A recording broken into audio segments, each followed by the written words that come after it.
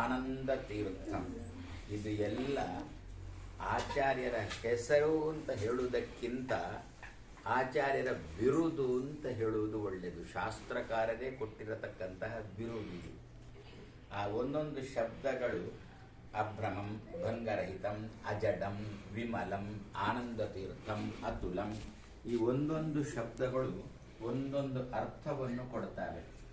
ಆ ಅಷ್ಟೂ ಶಬ್ದಗಳ ಅಷ್ಟೂ ಅರ್ಥ ಆಚಾರ್ಯ ಮಧ್ವರಲ್ಲಿ ಚೆನ್ನಾಗಿ ಲಗಾವಾಗುತ್ತೆ.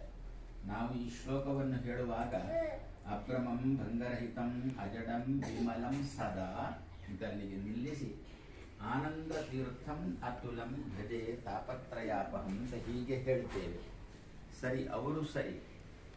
ನಮಗೆ ಅವರನ್ನು ಆ ರೀತಿ ಉಪಾಸನೆ ಮಾಡುವುದರಿಂದ ನಮಗೆ ಲಾಭ ಜೀವನ ಇಡೀ ಆಗಬೇಕಾದರೆ ಅಭ್ರಮಂ, ಭಂಗರಹಿತಂ, ಅಜಡಂ, ವಿಮಲಂ ಅಲ್ಲಿಗೆ ನಿಲ್ಲಿಸಿ ಆಮೇಲೆ ಸದಾನಂದ ತೀರ್ಥಂ. ಸದಾ ಅಂತ ಮೊದಲನೇ ಗೆರೆಯಲ್ಲಿ ಎರಡನೇ ಪಾದದ ಕೊನೆಯಲ್ಲಿ ಉಂಟು. ಅಭ್ರಮಂ, ಭಂಗರಹಿತಂ, ಅಜಡಂ, ವಿಮಲಂ ಸದಾ ಅಂತುಂಟು. ಮೂರನೇ ಪಾದದಲ್ಲಿ ಆನಂದ ತೀರ್ಥಂ ಅತುಲಂ ತುಂಟು.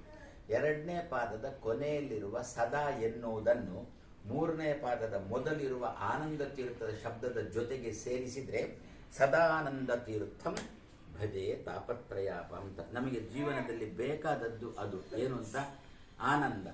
ಯಾವಾಗಲೂ ಒಮ್ಮೆ ಆನಂದ, ಏನೋ ಚಾರು ಚೂರು ಅಂತ ಆನಂದ, ಅದು ದುಃಖ ಮಿಶ್ರಿತವಾದ ಆನಂದ. ಬಂದ್ರೆ ಏನು, ಇದ್ರೆ ಏನು, ಹೋದ್ರೆ ಏನು, ನಮಗೆ ಅದರಿಂದ ಏನು ಲಾಭ? ಪ್ರಾಯಶಃ ಅಂತಹ ಆನಂದವನ್ನು ಅನುಭವಿಸುವುದರಿಂದ ಮತ್ತಷ್ಟು ಮತ್ತೆ ದುಃಖಕ್ಕೆ ಕಾರಣ ಆಗುತ್ತದೋ ಏನೋ. ಅದಕ್ಕೆ ಏನಾಗಬೇಕು? ನಮಗೆ ಸಿಗತಕ್ಕಂಥ ಆನಂದ ಸತ್ ಆನಂದ, ಸದಾನಂದ. ಸದಾ ಆನಂದ, ಸದಾನಂದ. ಒಳ್ಳೆಯ ನೆಮ್ಮದಿ ಬೇಕು, ಸದಾಕಾಲ ಇರುವ ನೆಮ್ಮದಿ ಬೇಕು.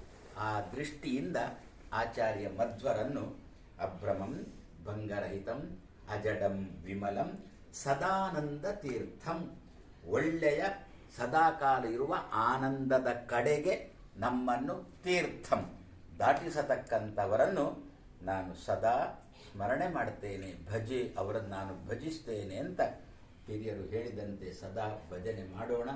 ನಮಗೆ ಜೀವನದಲ್ಲಿ ಶ್ರೇಯಸ್ಸನ್ನು ಮಾಡಲಿ ಅಂತ ಆಶಿಸಿ, ತುಂಬ ಭಾಗ್ಯವಂತರು. ತಂದೆ ತಾಯಿಗಳನ್ನು ಇಷ್ಟು ವರ್ಷ ಜೊತೆಯಲ್ಲಿ, ಒಂದನೇದ್ದು ತಂದೆ ತಾಯಿಗಳಿಗೆ ಇಷ್ಟು ಆಯುಷ್ಯ ಕೊಟ್ಟು ಅವರ ಸೇವೆ. ಎರಡನೇದ್ದು ದೊಡ್ಡದು ಏನು ಅಂತಂದ್ರೆ ಜೊತೆಯಲ್ಲಿ ಇಟ್ಟುಕೊಂಡದ್ದು ತಂದೆ ತಾಯಿಗಳ ಭಾಗ್ಯ ಅಂತ ಹೇಳಬೇಕು. ಸಾಮಾನ್ಯವಾಗಿ ಮಕ್ಕಳು ದೊಡ್ಡದಾದ್ರು ಅಂತಂದ್ರೆ ತಂದೆ ತಾಯಿಗಳನ್ನು ಎಲ್ಲಿ ಇಡುವುದು ಅಂತಲೇ ಅವರ ತಲೆಯಲ್ಲಿ ಬರುವುದು. ಅದು ಬಿಟ್ಟು ತಂದೆ ತಾಯಿಗಳು ತನ್ನ ಜೊತೆಯಲ್ಲೇ ಇಟ್ಟುಕೊಂಡು ನೋಡ್ತಾ ಇದ್ದಾರೆ ಅಂದರೆ ತಂದೆ ತಾಯಿಗಳ ಭಾಗ್ಯ. ಇಂತಹ ಮಗನು ಸಿಕ್ಕಿದ್ದು ಅವರ ಭಾಗ್ಯ, ಅಂಥವರು ಸಿಕ್ಕಿದ್ದು ನಿಮ್ಮ ಭಾಗ್ಯ. ಹೀಗೆ ಇದೇ ನಮ್ಮ ಭಾರತೀಯ ಸಂಸ್ಕೃತಿ ಅಂತಂದ್ರೆ. ಇದು ಎಲ್ಲ ಮನೆಗಳಲ್ಲಿಯೂ ಕೂಡ ಪ್ರಾಚೀನ ಕಾಲದ ಈ ಸಂಸ್ಕೃತಿ ಪುನರಾವೃತ್ತಿ ಆಗಲಿ ಅಂತ ಹೇಳಿ ರಾಮಚಂದ್ರನ ಪ್ರತಿಷ್ಠೆಯ ಮಹಾಪರ್ವ ಕಾಲದಲ್ಲಿ ಹನುಮನ ಅಂತರ್ಯಾಮಿ ರಾಮನಲ್ಲಿ ಬೇಡೋಣ.